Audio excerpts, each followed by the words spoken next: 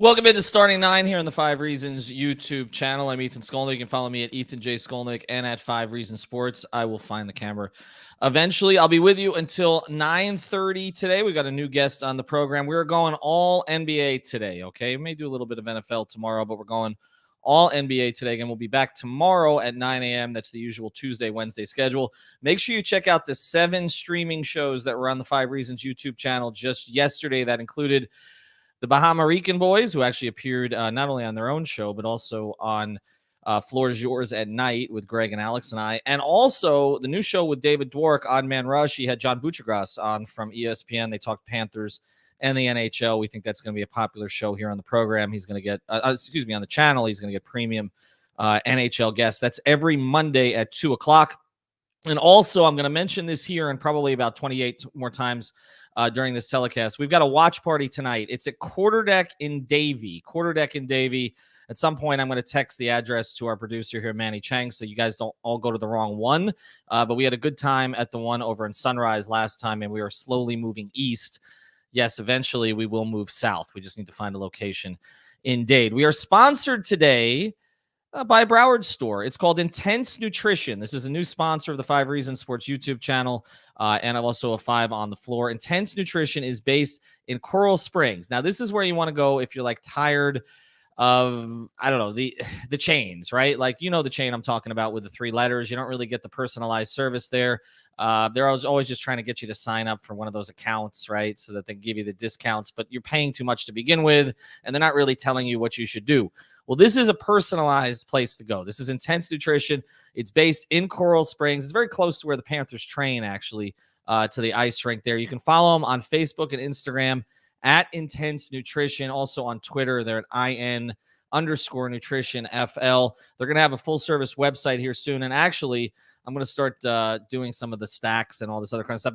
This is what you can do there. They got the vitamins, they got the pre-workout, they got the post-workout.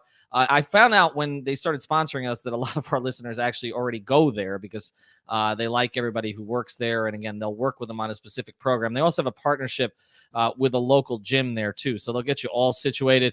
They do the protein, everything. And they've got this program that can help you lose 10 pounds or more in a very short period of time if that's your goal. So go to Intense Nutrition on Facebook and Instagram. Again, it's a great store in Coral Springs. We're going to start doing more events with them. And actually, I think some of the folks from Intense Nutrition may show up at our watch party tonight in Davie. All right, let's get to it. We're doing all NBA today because, again, we've got a watch party tonight at Quarterdeck, and the Miami Heat are back on the floor. And if they lose this one, Manny, you can remove that because I can't see. I can't see. There we go. Okay. Anyway, our producer, Manny Chang, thank you very much. I don't know if you'll be there tonight, but there is no Panther game, so you have no excuse, although it's very far north. So the NBA for Heat fans resumes tonight. Obviously, there were some games last night, including Sacramento with their new coach losing to Philadelphia, which didn't have their current 2 best players in Embiid and Harris. Look at that. Royal Shepherd is coming tonight. He's even wearing a Tyler Hero he's wearing a custom Tyler Hero ransom note jersey, which I'm only calling a ransom note jersey in this sense. Michael McCollum is going to get mad at me because for Royal, it really is like he's being held for ransom at this stage. That's the only reason that he would wear it. But the Heat resume tonight against the Pistons. And I have said, if they lose tonight, this will be our last watch party. So we're supposed to have another one at Dangerous Minds. We're looking for some other spots, but this is a game they cannot lose. And you look at the record so far, 11-6 on the season, and you say, okay, that's better than maybe we expected before the year when you looked at the schedule. But when you start evaluating the games on a game-by-game basis, you say they could be a little bit better than this. We know about the loss, obviously, in Indiana without Lowry. That was a winnable game that went to overtime. The 2 games in L.A. That I covered out there, both of those games I felt like they had in hand. Of course, if Duncan Robinson makes the layup and Malik Monk doesn't make like a close your eyes 3 on the other end, which changed the whole momentum, they probably win the Laker game. The Clipper game, they had plenty of opportunities to win. And then the Wizards game, the second of the 2 Wizards games, that required a 9-0 run late, a questionable travel call, although the NBA upheld its own ruling, which is nice to be able to do. And the Heat lost, at least 2 of those 4 games they probably should have won. they have played like a 13-4 team, except down the stretch. And we covered some of this on 5 on the Floor the other night. What are the issues down the stretch? Do you need to run more actions that involve Bam? Does the ball need to be in Hero's hands a little bit more often? Are they too reliant on Jimmy? Again, we all love Jimmy, but the Jimmy numbers at the end of games are starting to look like the Dwayne numbers at the end of his career at the end of games, which is you feel better about it than the results really are. Like he doesn't make a whole lot of those shots late, particularly if he's not getting to the rim or getting to the line. So there are things they need to look at in terms of late game execution. And it does raise the question. I mean, look, Kyle Lowry has been great in a lot of different ways, but one of the reasons that he was brought here was to settle them down the stretch. And that really hasn't happened with the ball in his hands. And also we know that he has shot the ball below his career averages since he's come. But to go through the standings, and we'll talk to Mateo a little bit about this when he joins us. Right now, the Nets are first in the Eastern Conference at 13-5. That's 3 wins in a row, regardless of what Durant's ankles look like. And that was a big story on social media for some reason last night. Regardless of the fact that Harden is still out of shape, it still is adjusting to the rules, and Irving is not there. The Nets are 13-5, and you've got to give it to them. I mean, the Heat beat them. But to be 13-5 without, one of your 3 stars, with a front court rotation that to me doesn't look so great, and with Harden, not being anywhere close to Harden, Steve Nash and really Kevin Durant have done a pretty good job there. And so they are atop the East. And again, I think they've had a softer schedule. In fact, I know because I looked at it, they've had a softer schedule than the Heat have had, but still to be 13-5 and leading the East without, again, pretty much 1.5 of your top 3 is pretty good. The Bulls are 12-6 coming off of a loss. I will say that, I watched them beat the Knicks the other night. I will say it has come together quicker than I anticipated. Levine and DeRozan, I love them both individually. I wasn't sure exactly how it was going to work. It kind of felt to me like a dime store Wade LeBron in terms of, the fact that they operate in some of the same spaces on the floor. Although DeRozan is a little bit more of a mid-range guy, as we know, but in terms of ball handling and that sort of thing. But they've blended beautifully, even without Vucevic being a factor, and even with some other injuries in the front court. Alonzo Ball's been pretty good for them. The role guys have been good. And I will say this, he's not really considered a top 5 coach in the NBA, but Billy Donovan does a pretty good job, at least until it comes to the playoffs. And defensively, he does a very good job. So 12-6, a half game ahead of the Heat. The Heat are tied with the Wizards. They've split the 2 games at 11-6. There is no way, okay, and I'm just going to declare this right here on starting night. There is no way the Wizards will finish ahead of the Heat. There's just no. They are the classic team that, with some changes, okay, which sort of flushes out the old atmosphere and brings in the new, and with a coaching change, which I think Wes Unseld Jr., who I've known for 25 years and I have a lot of respect for. He actually went to the university I went to. And he's done a very good job organizing them and defensively instilling a new attitude in them. But there is no way that team is going to stay up there. There's just, I'm sorry. They've got 1 star, but he's not really a real lead guy in my view. Bradley Beal, best case scenario for Bradley Beal, because he's not a great defender, is to be a leading scorer, but number 2 player on a team. Bradley Beal would be absolutely perfect, and we don't need to revisit all this, next to Jimmy Butler, because Jimmy would do all the dirty work things that Bradley Beal doesn't want to do, and Bradley would score. Okay. But he's not a true number 1. And the other guys they have, there are nice complementary players. I don't know what the hell Kyle Kuzma was wearing last night. But between Kuzma, who's a better defender than he's given credit for, Montrezl Harrell, who was buried last year, but you know what his skill set is, Dinwiddie, who I've always liked, provided again that he came back from the injury okay. Some of the other guys there, Daniel Gafford was a nice find. They have some nice players. They are not a 50-win team. The Heat are a 50-win team. Okay, provided that enough guys stay healthy and they don't rest anyone. The Wizards are not going to stay up there with the Heat, all right? So I wouldn't even worry that much about them. The Nets and the Bulls, that's a different situation. We're going to see the Bulls on Saturday. The Hornets, 11-8. They've been quietly rising. They're 8-4 in the conference, and I kind of like their mix. LaMelo is getting better. Bridges has been a revelation this year. Hayward is back. Again, I don't think they're a 50-win team, but I projected them to go over their number this year. I think they're very well coached. I think Borrego does a good job.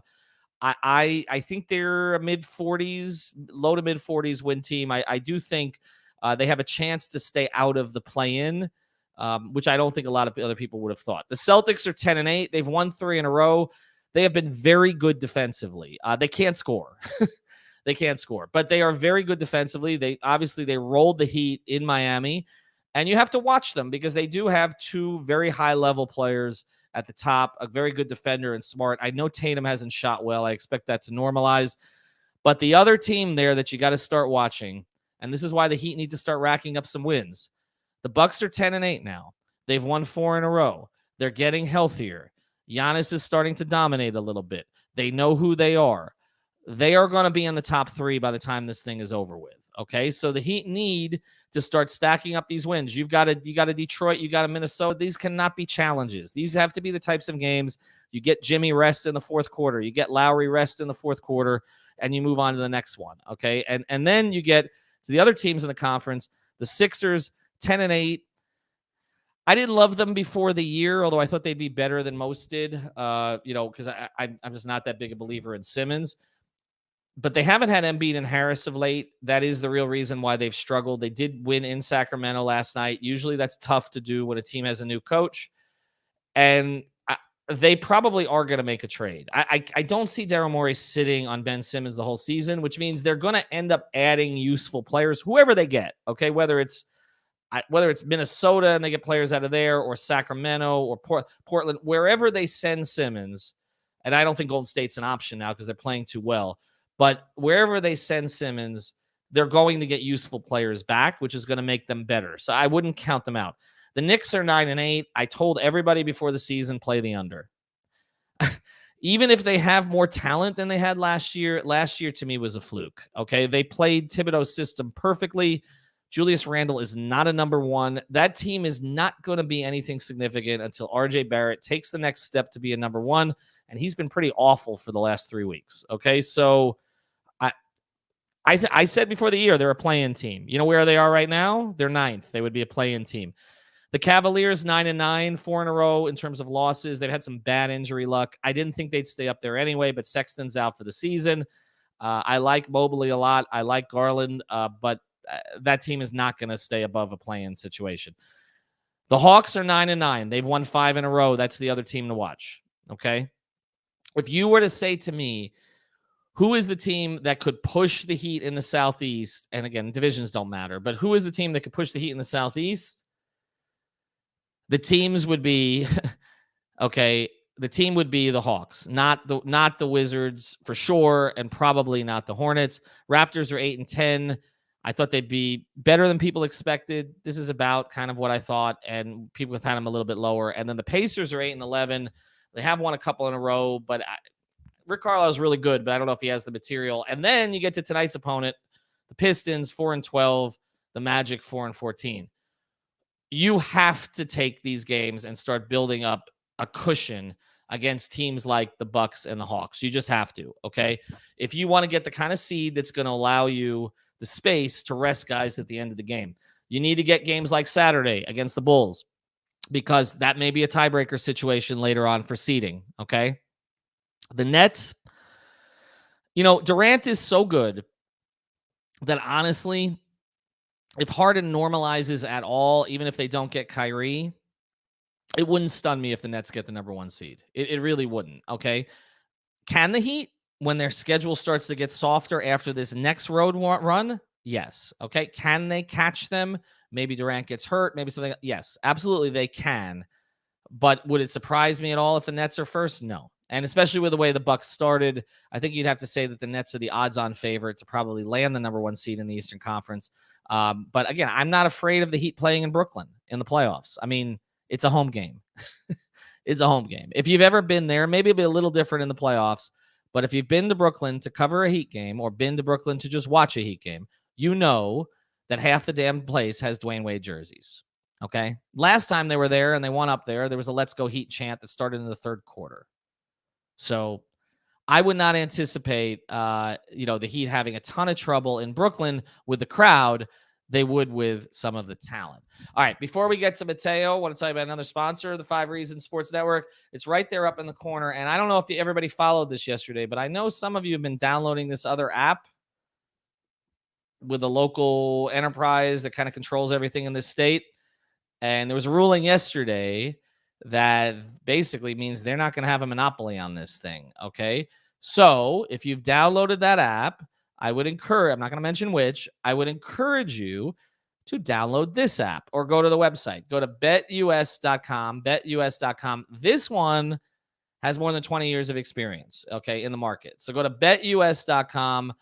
And I can tell you, I've used them. I trust them. That's the biggest thing. If I'm placing my own bets, I mean, and I do, I place bets where we are sponsored. And I can tell you that this experience has been better than others. That don't want to disparage anybody else, but it's been better than others. Go to betus.com, use the code 5, FIVE. You'll get that bonus, 125% on a rollover. That's pretty damn good, okay? And it does not a ton of rollovers, okay? So this isn't like the others in that way. But they got a great live betting platform. Bet the NHL. You may want to start betting the Panthers at home. They're 10-0.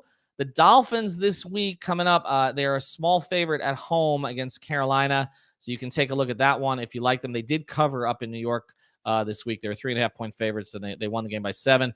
And, of course, the Heat. You can play the Heat tonight if you like. This should be a game that they do cover. We'll see if they actually do. But use the code 5, FIVE, and also follow J-Rod Show. That's our official betting consultant at the 5 Reasons Sports Network, and also 5 Reasons to Bet here on this channel. All right, we're going to bring on our next guest. This is, I think, his debut maiden voyage. We haven't actually met.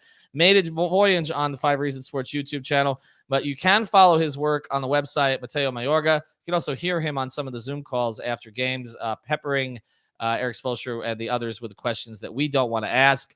Mateo, we do this thing rapid style. Thank you for joining us, so I appreciate it. And catch his latest about the LeBron situation with Isaiah Stewart, which actually posted before the suspension, but it pretty much turned out to be, I think, what we expected, if maybe not what we had hoped. But I want to start here with you. The single biggest upside surprise in the NBA this season is? To tell you the truth, thank you for having me here. It's been a long time coming, but one of my biggest surprises is the Philadelphia 76ers, if you can believe it, because they've been without serious help for most of the year. And I'm not talking about just Ben Simmons. We can get into that later, but Joel Embiid missed his 8th straight game in health and safety protocols last night, and the knee was also an issue with him. Tobias Harris wasn't a participant either because of the hip, and he was also in COVID protocols too. And Curry was out, and so is Danny Green. But that means 4 starters last night, and a second-year player led the way on the road in Sacramento, and he took over the game in certain stretches, and he got help from Andre Drummond, who came in Joel Embiid's place and gave him 23 rebounds. But I like the way this team looks with Tyrese Maxey at lead guard instead of Ben Simmons, because I will not see the opposing team. Well, I haven't seen at this point in time them sag off when he's on the perimeter with or without the ball to close off driving lanes. And another issue they had last year, the 76ers, when Ben Simmons was on the court and he was in the dunker spot, you could put a couple of dudes on him, and that would clog up the lane for Joel Embiid and force him to be a jump shooter. I don't think you're going to experience those problems with Tyrese Maxey in the lineup. And if Ben Simmons comes back, he may have to play more power forward. But when the rest of the committed players come back, this is a serious outfit to watch out for, Ethan. Yeah, it's funny. These Kentucky players, man, they don't really miss, right? I mean, Maxey and it's one of those. I mean, the Heat took Precious. They ended up getting Lowry for him, so I guess it all worked out okay. But it does surprise me with the Heat's good experience with Kentucky players that Maxey was there and they didn't go for him. But I want to ask one follow up on the Sixers. Then now, they did have a little bit of a down spell, but that was a good win last night. I watched it, and he played really good basketball. But here's the thing about. They are going to – I don't think Simmons is going to come back and play for them. I really don't. I think ultimately Morey will make a deal. Maybe it's closer to the deadline that he makes a deal. What would be the pieces that Philly could add, in your view, that would make them a threat to get back up to the top of the conference? Because they haven't had Simmons, so anybody they add is going to be additive to what they've been doing so far. Well, they need somebody that's going to help them on the defensive end. A specific name is hard to think of right now, but they're not a very good team guarding man-to-man possessions. They're a middle-of-the-pack team in defensive field goal percentage, which to me is a better indication of how well a team defends.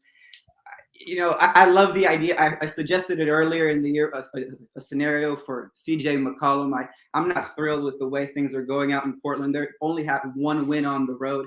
Well, I know he's not much of a defensive player, but he's a bucket getter that could actually help them. And the way he gets to the line can also impact the team's defense, because the clock stops, and when you retreat on the defensive end, you see where the ball is coming from. It's a very weird situation with Simmons. I don't think he's going to play either, but sorry, I have a dog right there. He's kind of loud. But yeah, I think you're totally on the money on that. We're not going to see him, and Daryl Morey's going to have to make a move. There was a report that came out. I hate to forget who reported it and not give them credit, but there was something that suggested that Ben Simmons could stay there the whole year, and Morey could look to move him for James Harden because he hasn't committed to an extension. But I don't think so. This team could win now if they get some help. So let's go to the other side, and then I want to talk a little bit of Heat with you. The negative, the downside surprise this season is who? It's the Los Angeles Lakers. I thought they were going to be so much better with this veteran experience, and they look old. They don't guard well either, and I know LeBron was, out of the lineup for quite some time, but they weren't looking very good with him in or without it, and specifically on the defensive end, he's got to do more for this group. He can't just be on the block playing a free safety role when it's really odd when that's his role because he doesn't help that often. So, he's got to do more than just conserve his energy for the offensive end, and he's taken too many not pull-up threes, like logo threes, long distance triples, and they've been a very big disappointment to me.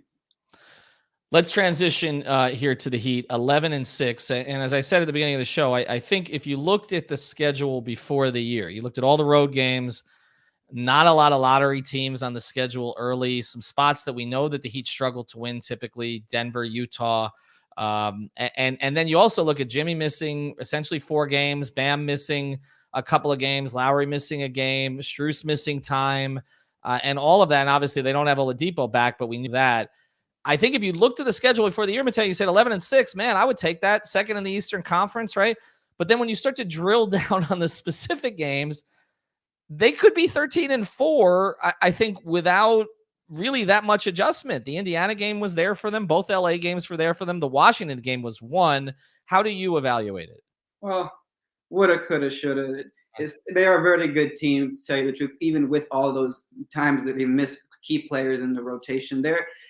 I heard you mention earlier on one of the shows that the defense was kind of the biggest issue when we expected it to be more the offense. And tell you the truth, it may be to an extent because they're 8th in defensive field goal percentage. They're a top 10 team in guarding man to man, and I think their biggest problem is just guarding the perimeter. The Heat are number 1 again in protecting the paint and number 1 in limiting fast break points. They got a lot to work with.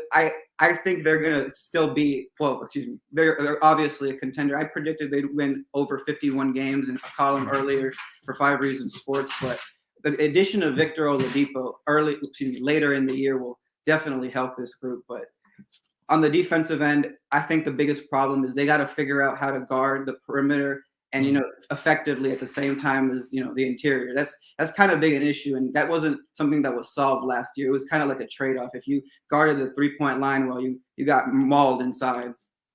Yeah, and they have been really good, like I said, the past couple of years at guarding the paint, and they do it without a traditional shot blocker because Bam is not a high. I know everybody knows of the Bam Tatum block, but he's not a high volume shot blocker. They do it different ways. They do it positionally, and they've done a really good job cleaning up the backboards this year, which is not something that they did last year. Well, the other thing that's happened though is that Hero has taken that step. So let me throw this at you because I am a staunch believer in the fact that the starting lineup as is fine. Okay. And that part of the reason there's a little bit of cause and effect here. Tyler deserves 90% of the credit, but the other 10% is I do think they created the right role for Tyler this year. They cleared out everybody else. They didn't re-sign none. Dragic isn't there. It's his bench. He knows when he comes in and what he's going to do on a given night. And so I don't see a reason to change this. Okay. Even when Duncan is healthy, which it doesn't appear he's going to play tonight. Would you ultimately look at a change to the starting lineup to put Tyler in it? Does it depend maybe on Oladipo coming back?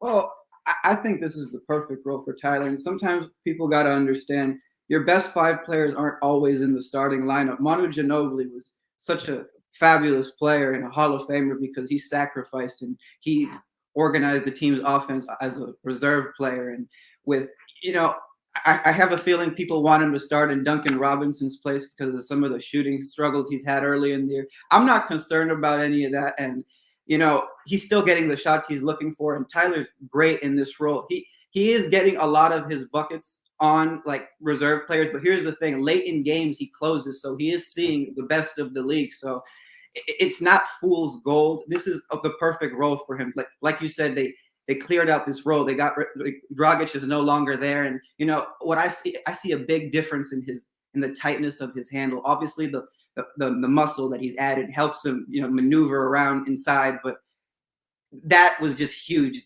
That the improvement in the handle to me. Yeah, and the other thing about it too is I think you mentioned Tyler playing against starters late, which is something that obviously Charles Barkley hasn't noticed. But Tyler's also a rhythm player.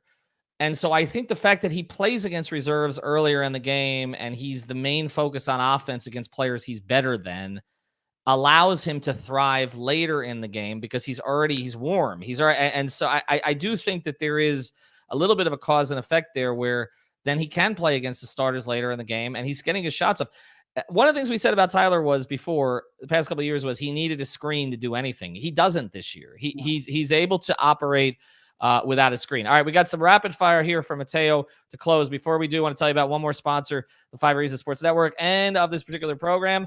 It's our friends over at Everything Trade Shows. People are starting to go back to trade shows right here down the street from me at the Broward Convention Center, also down in Miami. And there's a great place that you can go to get your booth designed, built. They do it soup to nuts, the entire thing. It's at everythingtradeshows.com.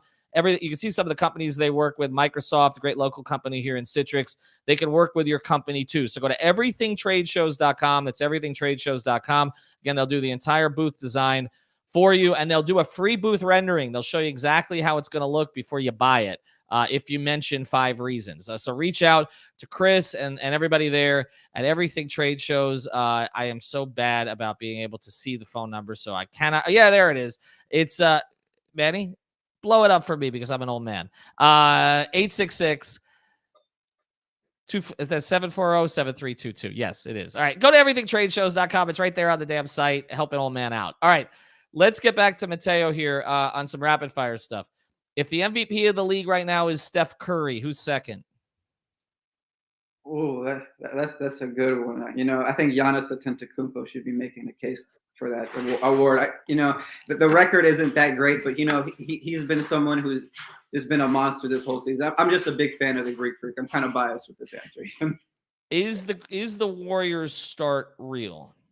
Absolutely. They've been doing this without key rotation players, specifically Klay Thompson and James Wiseman. When Wiseman comes back, you're going to add a 7-footer, and they're already the best. They're the second best rebounding team in the league. And I don't understand how a team can double team when the Splash Brothers are on the floor together. So they're already also the best passing team in the league. So the ball always finds the open man. And there's something that I really love when Andrew Wiggins initiates the offense. You see Steph Curry running routes on the perimeter, and he always gets open. And you got another man in Klay Thompson who's going to be able to do that. And there's always someone setting a screen. They run a lot of back screens. This is a very dangerous group. I think they're the team to beat out in the West.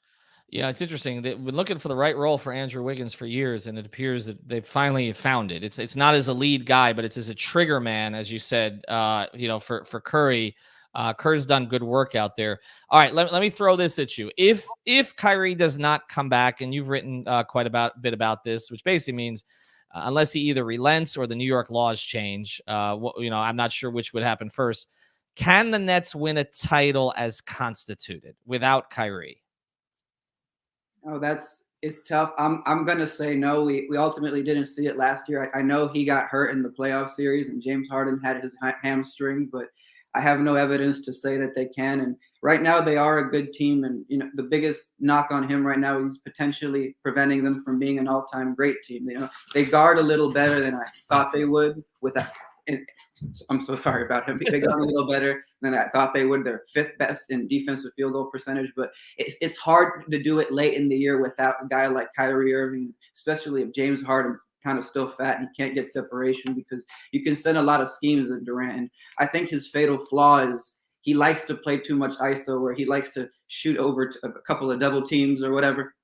And, you need a bucket getter like Kyrie Irving late. So I'm going to say no.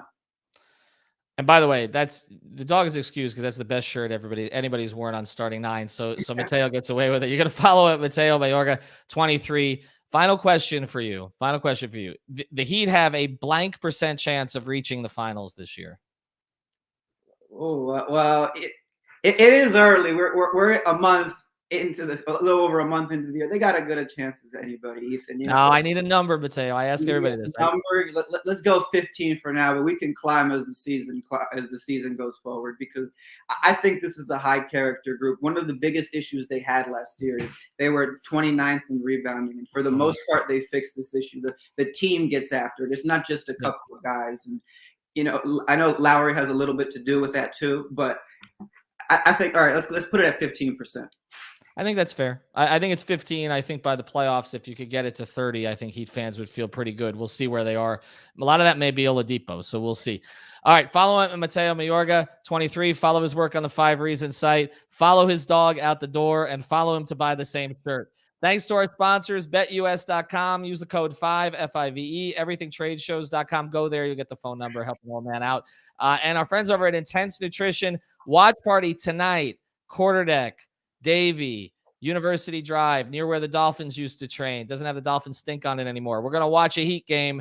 We're going to watch them beat the Pistons, hopefully, because I have declared if they lose tonight, it's the last watch party. Have a good night or day or whatever.